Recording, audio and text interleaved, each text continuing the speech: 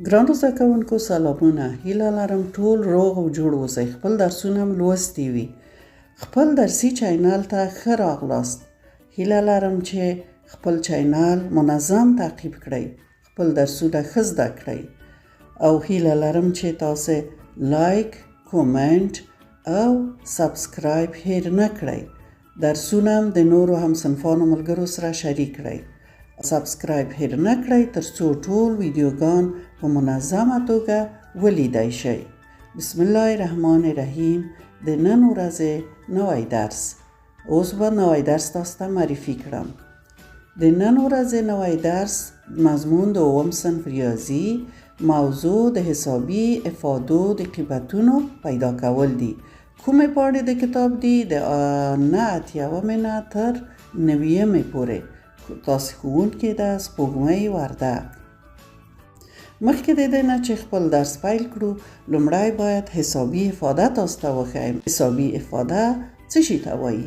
موږ تاسو د اداري او د پښتو، د انګلیسي او د نورو ژبو په درسونو کې کلمه او جمله لوستې ده. جمله د څو کلماتو نه جوړیږي. همداشان په ریاضي کې موږ عملیه او افاده لرو. افاده د څو عملیو نه جوړیږي. یعنی که چیرې جمع، منفي، ضرب، تقسیم، طاقت، جذر دا یو ځای راشي، دینه افاده جوړیږي. دلته تاسو ګورئ چې په لومړی په قوس کې، په کوچني قوس کې دلته -6 ضرب په 4 دی، بیا ضرب په 2 په توان د 3 دی، بیا د تفریق علامه ده، بیا د جذر علامه ده، بیا د تقسیم علامه ده، بیا هم د تفریق علامه ده. یعنی څو عملیې چې یو ځای راغلي، څه شی ته جوړ شوي؟ افاده ته جوړه شوي. دا یوه افاده ده. او په دغه صفحه کې تاسو ګورئ چې دلته 15 نور افادې دي چې مختلف ډولونه لري. مختلف عملیې یو ځای راغلي او څه شی ته جوړ شوي؟ افادې ته جوړې شوي دي. ښه، اوس به راشو تاسو د کتاب لومړی صفحه به وګورو. دلته عنوان لیکل شوی د حسابي افادو د قیمتونو پیدا کول. دلته لیکل شوی چې که په یوه پوښتنه کې څو عملیې یعنی جمع، تفریق، ضرب او ویش وي، څه باید وکړو؟ نو دغه څه باید وکړو دلته په دغه درس کې واضح شوی چې موږ تاسو دغه رقم افادې څرنګه باید حل کړو. دلته ښکته ته لیکل شوی چې یاد ولرئ، په یاد څه ولرئ. دلته قوسونه تاسو ته معرفي کړي. کوچنی قوس درته معرفي کړی، عادي قوسونه دي چې تاسو پیژنئ، او بیا یې متوسط قوس تاسو ته یا منځنی قوس تاسو ته معرفي کړی. تاسو ګورئ چې منځنی قوس په څه رقم یا په څه شکل لیکل کیږي، او وروسته یې غټ قوس تاسو ته معرفي کړی چې دا غټ قوس دی.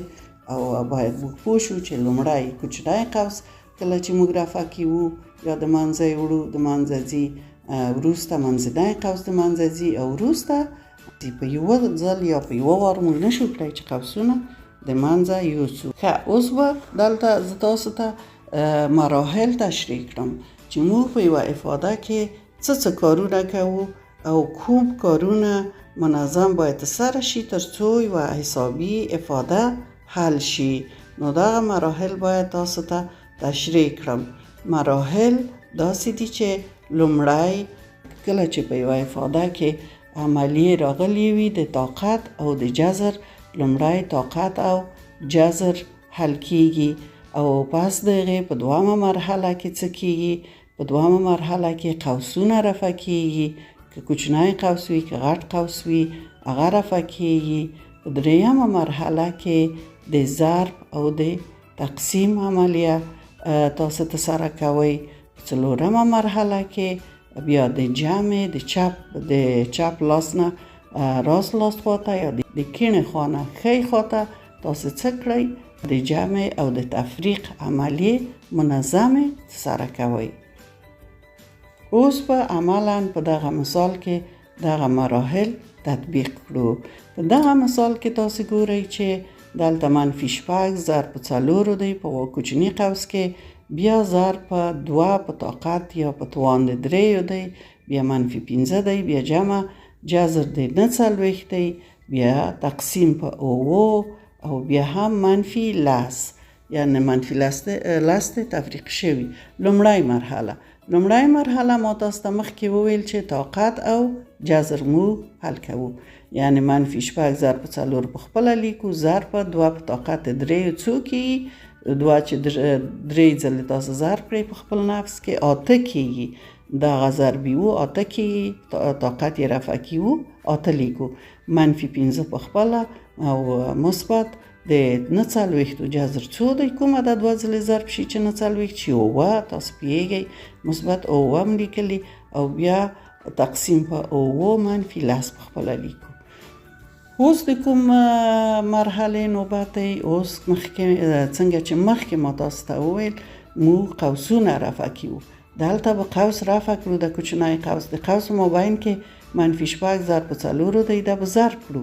منفی 6 چې ضرب 4 شي مثبت او منفی دی، عملیه منفی کیږي. 4 په 6 کې څو کیږي؟ 24 کیږي. بیا به ضرب 8 په خپله ولیکو، منفی 15 په خپله ولیکو. ټول سوال نو په خپل حالت بیرته لیکو. دریمه مرحله کې څه کړو؟ دریمه مرحله کې ما تاسو ته ویلي وو چې ضرب عملیه انجام کیږي، د ضرب او د تقسیم عملیه اجرا کیږي. لومړی به ضرب اجرا کړو. دریمه مرحله کې منفی 24 ضرب 8 کیږي، منفی 192 کیږي. منفی 15 په خپله لیکو، مثبت 9 په خپله لیکو، تقسیم په 9 منفی 10 په خپله لیکو. څلورمه مرحله کې راځو تقسیم به اجرا کړو. منفی 192 په خپله، منفی 15 په خپله. 9 چې تقسیم په 9 شي، 9 پر 9 که تاسو ولیکئ یا تقسیم یې کړئ 1 کیږي، مثبت 1 منفی 10. اوس به د کیڼې خوا ښي خواته عملیه اجرا کړو د څه شي؟ د تفریق او د جمع. منفی 192 منفی 15 دواړه هم علامه دي، جمع کیږي. مشترک علامه منفی ده، منفی 192 او 15 چې جمع شي کیږي 190 مثبت 1 په خپله، منفی 10 په خپله. اوس بیا د کیڼې خوا نه ښي خواته عملیه اجرا کیو د 190 نه مثبت 1 منفی کیو. په څه خاطر منفی کیو؟ په دې خاطر چې علامه مختلفې دي. غټ عدد د تاسو 190 دی، علامه د 190 نیسو، یعنی منفی نیسو. د 190 نه چې یو منفی کړو یا تفریق کړو څو پاتې کیږي؟ 196 پاتې کیږي او منفی 10 په خپله لیکو. اوس ګورئ چې منفی 196 او 10 دواړه هم علامه دي، مشترک علامه مخکې نیسئ او دوی دواړه چون هم علامه دي جمع کیږي 196 او 10 چې یو ځای سره جمع کړئ څو کیږي؟ 206 کیږي. د تاسو افاده څه شوه؟ د تاسو حسابي افاده حل شوه. نو اوس د دې لپاره چې دا مراحل تاسو عملا ووینئ او زده یې کړئ، نو زه به دغه تمرین دغه صفحه تاسو ګورئ. دغه د پوښتنې دي، څو پوښتنې دي؟ 15 پوښتنې دي. د 15 پوښتنو کې مختلف عملیې راغلي، 15 سوالو کې مختلف عملیې راغلي. زه به یې د دغه مراحلو چې د اوس ما تاسو ته تشریح کړل مطابق د دغه مراحلو د 15 سواله تاسو سره یو ځای په کتابچو کې حل کړم. هیله لرم چې ښه زده شي، ښه دقت وکړئ او درسونه هم ښه زده کړئ. ګران زده کوونکو، د دې لپاره چې موږ تاسو عملي کار وکړو او هغه مراحل چې ما تاسو ته تشریح کړل په مثال کې دلته یې عملي درته وښیم. د سوالونو په حل کې د 9مې پاڼې پوښتنې به حل کړو. لومړی پوښتنه یې ده، دلته متوسط قوس یا منځنی قوس پیل شوی دی، بیا منفی وړ قوس پیل شوی، منفی 6 ضرب 4 دی، بیا ضرب 2 دی، بیا منځنی قوس تړل شوی، بیا منفی، بیا منځنی قوس، بیا 15 ضرب وړ قوس دی، د وړ قوس په منځ کې منفی 15 جمع 3 دی، بیا منځنی قوس تړل شوی، بیا مثبت 0 دی. دا باید څه رقم حل کړو؟ موږ تاسو ویلي وو چې په اول کې طاقت او جذر حل کیږي او بیا قوسونه رفع کیږي، بیا ضرب او تقسیم او بیا جمع او منفی. دلته موږ طاقت او هغه نه لرو، جذر نه لرو، نو د قوسو د رفع نه باید شروع وکړو یا د قوسو د منځه وړلو نه باید شروع وکړو. قوسونه څنګه د منځه ځي یا رفع کیږي؟ چې موږ هغه عملیه چې د قوسو په منځ کې ده هغه عملیه اجرا کړو. اوس به دغه منځنی قوس په خپله ونیسو. منځنی قوس اول کې موږ نشو د منځه وړی، وړ قوس رفع کیو. د واړه قوس د رفع دپاره دلته -6 ضرب په 4 یا مثبت 4 دي، باید دغه ضرب عملیه اجرا کړو. 6 په 4 کې څو کیږي؟ 24 کیږي. او علامه یې باید څه ونیسو؟ دا مثبت دی، دغه منفي دی. منفي ضرب په مثبت څه شی کیږي؟ منفي کیږي. ضرب په 2 بیرون د قوس نه په خپله نیسو، ضرب په 2 او بیا منځنی قوس تیړو، بیا منفي او بیا منځنی قوس پیل کیږي. دلته 15 په خپله نیسو، 15 ضرب دلته بیا عملیه د واړه قوس په منځ کې هر شی چې دی اجرا کیو او قوس د منځه ځي. ګورو چې -15 جمع 3، نو -15 مثبت 3 دي. -15 مثبت 3 څه معنا ورکوي؟ یعنی 15 او 3 مختلف علامه دي، باید تفریق شي. د 15 نه چې 3 ولاړ شي څو پاتې کیږي؟ 2 پاتې کیږي. علامه د غټ عدد یعنی منفي ضرب منفي د 15 نه چې 3 ولاړ شي 2. قوس رفع شو، منځنی قوس نیسئ، مثبت شلم په خپله لیکئ، مساوي. اوس په منځنی قوس رفع کړو، منځنی یا متوسط قوس. د دې قوس د رفع کولو دپاره د قوس د ننه هر عملیه چې ده هغه موږ تاسو اجرا کیو. 2 ضرب په 24 څو کیږي؟ 2 په 4 کې 8، 2 په 2 کې 4. علامه یې څه؟ دا مثبت دی، علامه نه لري، دا منفي دی. دغه عدد مثبت ضرب په منفي څو کیږي؟ منفي 8. بیا منفي په خپله نیسئ. قوس رفع شو، نو قوس د منځه ولاړ، دا قوس د منځه ولاړ. دا قوس چې د منځه یوسو 15 ضرب په منفي 2 دی، دا مثبت، دا منفي. مثبت ضرب په منفي څه شی کیږي؟ منفي کیږي. 2 په 5 کې څو کیږي؟ منفي 10 کیږي. دلته ولیکو منفي 10، مګر د دې ته مخ بل علامه ده. منفي ضرب په منفي څه کیږي؟ مثبت کیږي. دا علامه په مثبت ونیسو او دا 10 په خپله ولیکو. مثبت شلم د یاده ونوځي، مثبت شل به هم ولیکو، مساوي کړو. ښه، اوس ما درته ویلي وو چې د چپې خوا ښۍ خواته عملیه اجرا کړئ، یعنی منفي 48 مثبت 10. اول باید دا عملیه اجرا کړو، پس د ښي خوا عملیه اجرا کړو. د 48 نه 10 کمی وو، ولې کمی وو؟ دا منفي ده، دا مثبت باید تفریق شي. علامه د غټ عدد ونیول شي، منفي. د 48 نه چې 10 ولاړ شي 8. اوس مثبت شل په خپله لیکئ. ښه، اوس هم سوال بیخي کوچنی شو، ساده شو. اوس بیا هم د علامه منفي ده، د 8. دغه علامه مثبت ده، باید د سوال څه کړو؟ تفریق یې کړو. علامه د غټ عدد مخکې نیسو، منفي د 8 نه شل کمی وو څو کیږي؟ 18 کیږي. د 8 نه چې 0 ولاړ شي 8، د 3 نه چې 2 ولاړ شي 1. د تاسو ځواب شو منفي 18. باید وکړه چې ښه زده شوی. اوس به راشو دومې پوښتنې حل ته. ښه، دومه پوښتنه په غټ قوس پیل شوې. غټ قوس دی، نه دی، تقسیم دی، بیا منځنی قوس دی، بیا کوچنی قوس دی، بیا دلته بیا کوچنی قوس دی. نو موږ به د کوچني قوس د رفع کولو یا د منځه وړلو نه پیل وکړو. مخکې د هغې نه هر شی چې لرو په خپله یې لیکو. نه تقسیم په منځنی قوس. اوس به دا رفع کړو. څه رقم رفع کیږي؟ دغه علامه منفي ده، د دغو منفي داخل سره د منفي 3 سره ضربي. منفي ضرب په منفي کې څو کیږي؟ مثبت 3. قوس د منځه ولاړ، ضرب. اوس به دوم کوچنی قوس رفع کړو. 8 منفي دي، 15 مثبت دي، علامه نه لري، مثبت دي. د 8 نه 15 منفي کیو، د 8 نه چې 15 ولاړ شي 3 پاتې کیږي. علامه یې څه؟ علامه د غټ عدد منفي 3.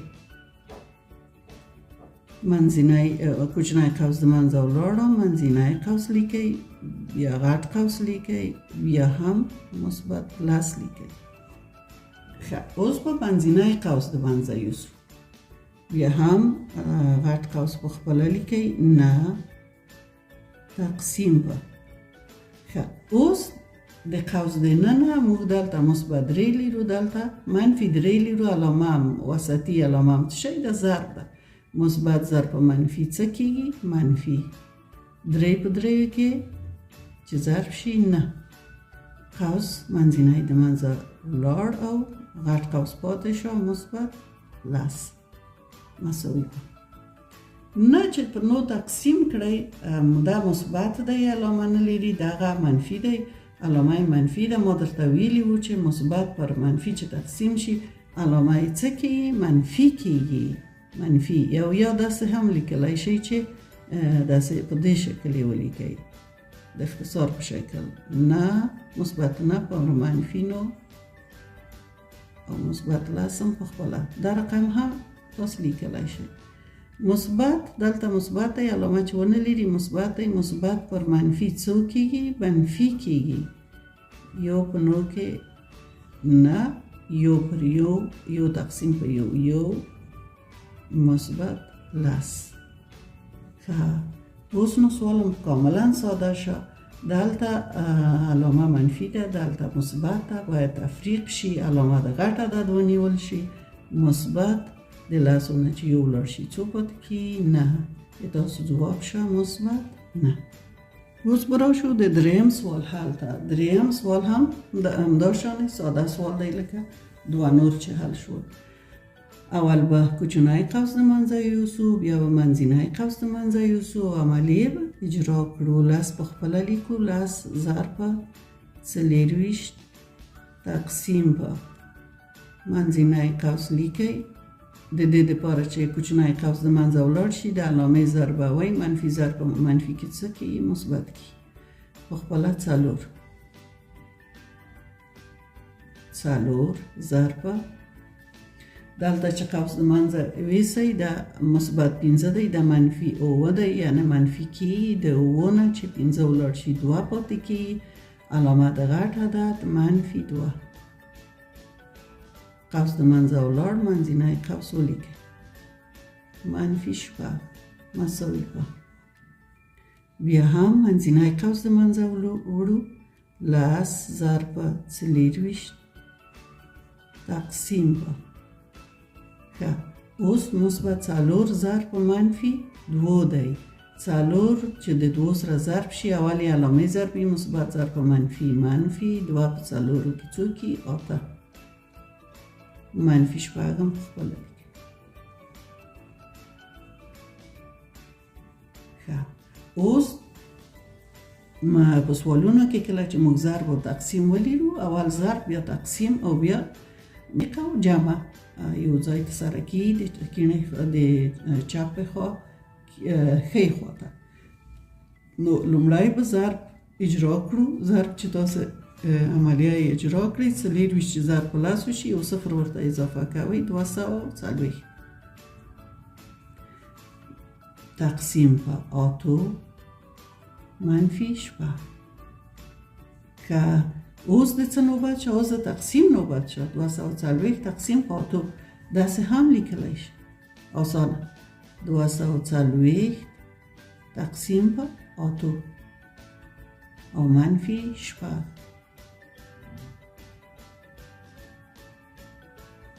فکرم وی چې دلته ماته څه دی؟ 8 منفي دی. دلته د ما منفي دی یادوتلی منفي 8. دلته 240 مثبت دی علامه نه لري. د 8 منفي دی یعنی نتیجه مثبت پر منفي منفي کېږي. یو په 8 کې 8 درې 8 کې 24 صفر یم جګوئ یعنی منفي څو کېږي؟ منفي 10 په یوه 10 خپله 10 هر عدد تقسیم په یو خپل عدد منفي 10 منفي شپږم ته څنګه راولئ. اوس دا دواړه هم علامه دي باید څه جمع شي؟ علامه مشترکه منفي 10 جمع 8 10. تاسو جواب دی منفي 10. هیله لرم چې ښه زده شوي وي. دا ټول مراحل تطبیق کړی شئ او دوه نور سوال چې پاتې شول د دوه نور سوال د تاسو کارخانګي تاسو په خپله حل کړئ. ترڅو ښه هم زده شي.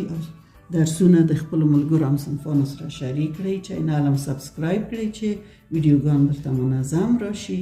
او که سوال لرئ، ستونزه لرئ، د درسونو په کومنټ کې ماته ولیکئ. زه تاسو په خدمت کې یم، درته حل کوم یې ترڅو تاسو ستونزه حل شي. الله مو مل شه. ښه وخت.